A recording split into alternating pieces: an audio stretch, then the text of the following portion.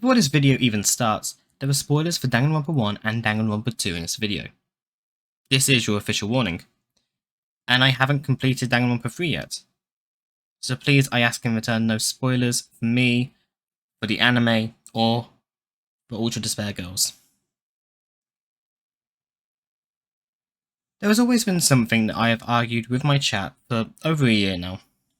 And I won't concede. I hate the idea of calling Gundam's murder a sacrifice. This is not entirely Gundam's fault, but we should explain why fundamentally I despise this conclusion. Before delving into this any further, please note I haven't watched the anime, I have not done any of these characters' free time events, and this is an argument I have been making for over a year now. Therefore, this argument is made entirely on what I experienced playing Danganronpa 2 over a year ago. I also have not finished Danganronpa 3, and at the time of recording this, have only completed the first trial of Danganronpa 3. We are live on Twitch when this releases, hopefully, so feel free to pop in and tell me what you think of this argument, or in the comments below. Link will be in the description.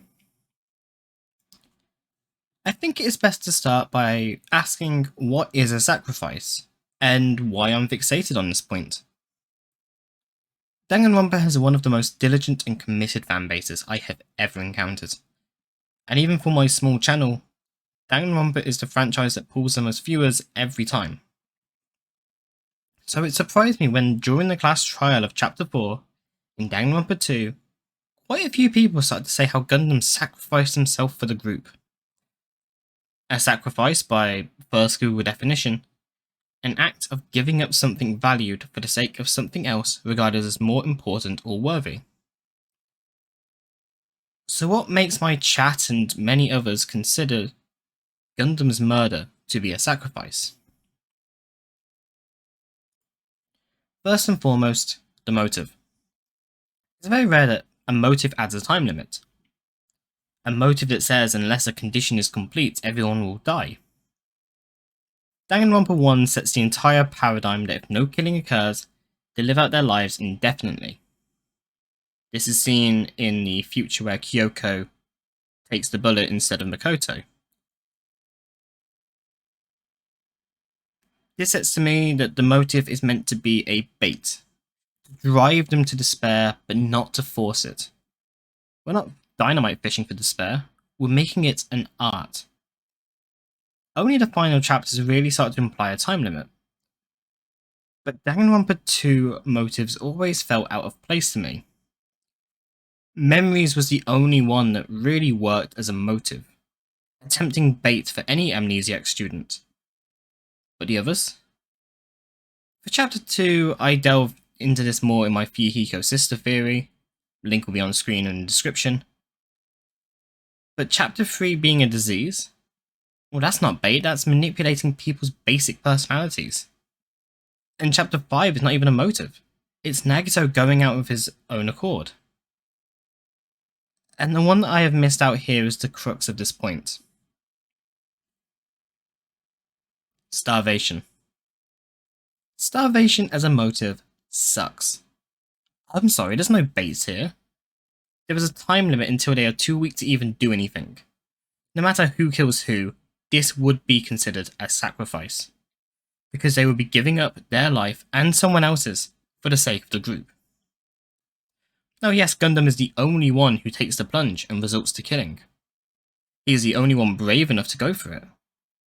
But that is the only good deed that I can grant, and this is the crux of every argument I have ever seen as to why it is a sacrifice.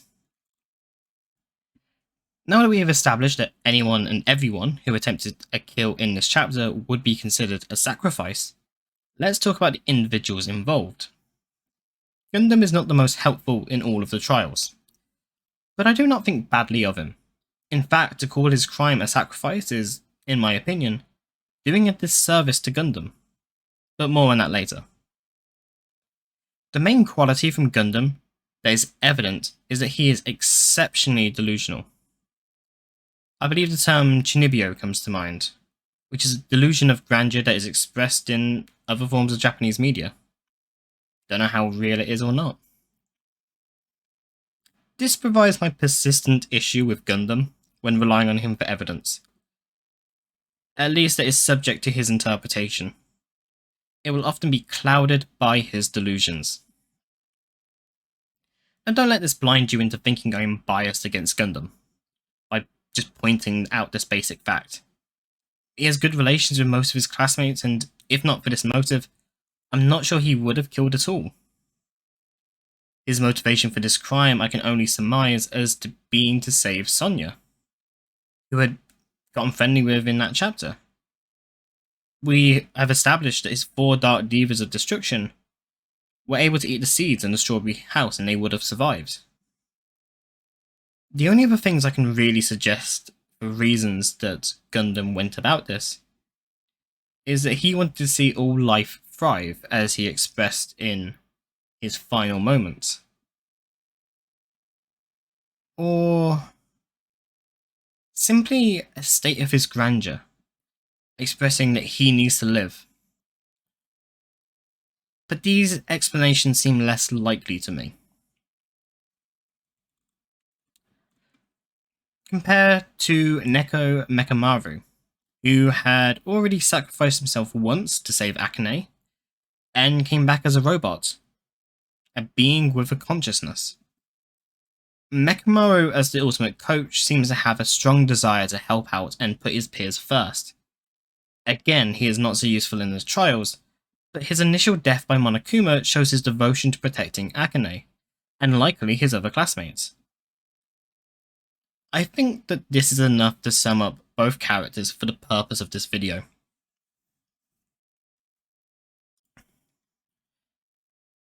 The fight. We knew that Gundam was the criminal based on the room information provided at the beginning of the chapter.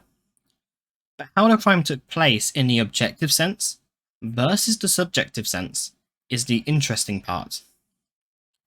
As Gundam is the only survivor of the encounter, only his side of the event can be told. In Gundam's version of events, Mekamaru agreed to the fight, to save every other student. He expresses how important that fact is when Nagato implies that Gundam just murdered Mekamaru. Gundam losing his typical speech pattern, similar to Celeste in the first game, Gundam expresses how the fight was dire, with each person fighting with their life on the line. And I don't think Gundam is lying here. I think that is what he genuinely believes. But let's go over the objective facts of the case. 1. Gundam explicitly learns of the structure of the funhouse. That is valuable information, which he refuses to share with anyone. He uses the information that he keeps a secret, information he knows that other people would have to risk their life to get, and use it to construct a crime that without that information, most characters would be unable to solve. 2. He lures Mekamaru down to that room, what we now know to be a tower. He specifically targets Mekamaru by changing everybody else's clock except Mekamaru, whose internal clock cannot be changed. I've heard the argument that Mekamaru had the option to not go to the tower, but we forget that Monokuma mandated Monokuma Tai Chi, so Mekamaru was compelled to go to the tower, thinking everyone else would also be there. The argument here suggests that he knew about the arrangement, but based on the time, they could have made this arrangement at any other time.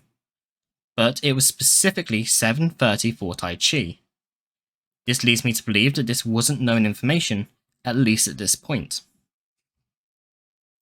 3. After the fight, Mekamaru is tied up, dangled upside down, and Gundam proceeds to set an alarm so he will wake up and fall to his death. Now, personally, if this was a fair fight to allow for everyone to go free, you wouldn't need to do this.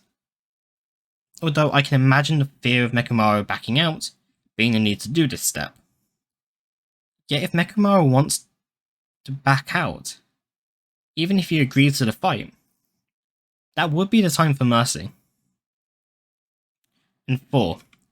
Gundam uses the secret passageway, and if not for Fuyuhiko being the best boy that he is, he would have got back in bed and got away with little to no evidence against him.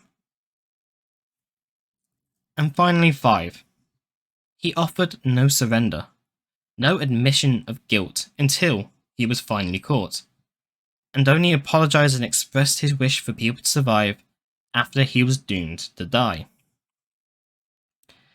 These are all stated facts of the case, and hopefully you can see from here how the evidence doesn't really line up for the notion of a fair fight and a sacrifice. Now, it is entirely possible that Mechamaru, upon reaching the tower, agreed to Gundam's terms, although think about the position both characters are now in. Gundam is prepared for the possibility, mentally and physically, for killing Mechamaru. He knows that physically he may be no match, but with the use of his 4 Dark Divas, he can quite easily reach the button on his back. I believe it is also stated that Mechamaru does not like rats, and while the Divas aren't rats, I can't remember how Mechamaru really reacted to the Divas. But that's neither here or there. In Mechamaru's position, he can't just turn his back and leave, exposing the button. If he agrees to the fight, he's agreeing to having to kill his friend, leaving him to be underprepared to escape the trial, unlike Gundam. Mechamaru is also the kind of character to encourage people to give everything their all. Based on his character, I find it likely that Mechamaru accepted the fight, and likely accepted his potential demise. But be honest, under these conditions, is this accepting of a fair fight? To sum that up, Gundam targeted and lured Mechamaru, effectively trapped him, left him hanging, went to hide as if nothing had happened, and refused to not only tell the group of the Funhouse's secret, but refused to offer up information about his crime to sacrifice himself and let the group escape. This is not a sacrifice. To say so would be to dismiss Gundam. Gundam committed arguably the best and most perfect crime of the game. The only reason he was caught was because of Fuyuhiko being in the lounge and not leaving, stopping Gundam to slip back to his room to get away with murder. The idea of a fight is really only suggested by Gundam. But let's be clear, with Gundam's delusion, is this really what happened? Would Gundam not see how he disabled Mechamaru as a fight between his evil eye and a giant metallic monster? Gundam was the ultimate breeder. A machine goes against that framework. His wish for the remaining cast to all live is something that couldn't be said to Mechamaru, as Gundam may not have even considered him to be alive. So what evidence do we really have of a fight taking place? Only really Gundam's word. And unfortunately, I do not believe him. And even if it did happen, I could hardly call that a fight, and instead, a trap. A hunter doesn't fight his prey. They hunt it. And so did Gundam. So going back to this idea of a sacrifice. The theme of sacrifice is a repeated trope. But to call Gundam's kill a sacrifice is to lesser the sacrifice of other characters, as well as ignoring other sacrifices within the same period. At the point of writing the script for this video, I have only played to the end of the first chapter of Danganronpa 3, but there are a plethora to choose from. Ultimately, when we talk about sacrifice, Olga has to be mentioned. In the chapter in question, she even has a statue of her. I wonder why the developers put this in. Was it so that we, the player, would see that and automatically recognise that suicide was an option in this motive? And that would have been a true sacrifice instead of bringing somebody down with you. Maybe it's to show that what Gundam did cannot be equated to what Olga did. Or maybe it's them trying to say that everyone should have the same status for any kind of sacrifice like Olga did. But I don't like that. I think that it was more for Ogre to stand tall above the rest of them, to lead the way as to what to do in this scenario. But we can forgive these students for not knowing that suicide was an option. Ogre sacrificed herself after being exposed as a traitor in order for the students to trust the information that she left behind, ultimately allowing her death to play towards the final game. Even if suicide wasn't a known option, surrendering and admitting to the crime you just committed would have made Gundam's kill more worthy of the title of sacrifice. There were other noteworthy sacrifices that appealed to other angles.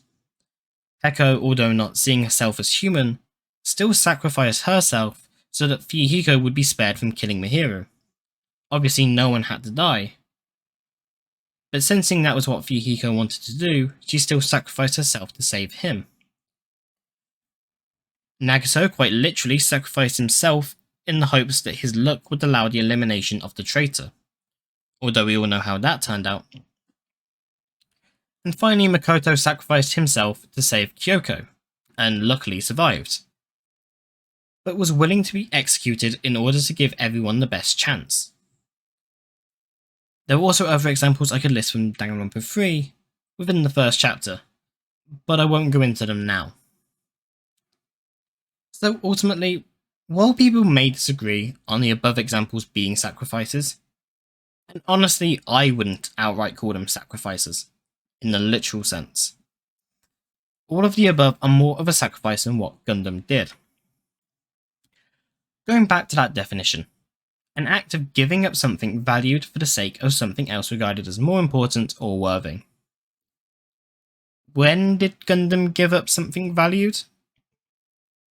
He didn't give up on his life until he fought Mechamaru, something that is already debatable, and he didn't give up his life, he risked it. He didn't give up on his life when he tried to get away with a crime. The only time Gundam gave up what he valued was when he was caught. Until then, he was sacrificing his friends. And I don't think that's what anyone means when they say about Gundam's sacrifice. This has probably been a controversial issue to the Danganronpa or Gundam fans, but I stand by my point. Gundam did not sacrifice his life, he risked it. Like so many others that came before him, he almost pulled off the perfect crime. It is unfortunate that this impressive crime is shadowed by the weight of fans who will dismiss his actions, as anyone who killed in this scenario would have been a sacrifice all the same. But hopefully I have expressed how suicide, or by admitting to the crime, would have made Gundam's kill a sacrifice. If you like this argument and agree, give this video a like, and if you disagree, please let me know either here in the comment section or live on Twitch at twitch.tv/jellyfishy8. And subscribe, and hit that bell as we have other Spike Chunsoft games like Danganronpa 3 and AI the Somnium Files that will be uploaded in parts as time goes on. Also go check out my Fuyuhiko sister theory video. That's a mouthful. As it would be my personal theory while I play Danganronpa 2, and listen to how I try and explain how a dead girl could be the mastermind. But with that, thank you very much everyone for watching, and I'll see you all next time. Goodbye.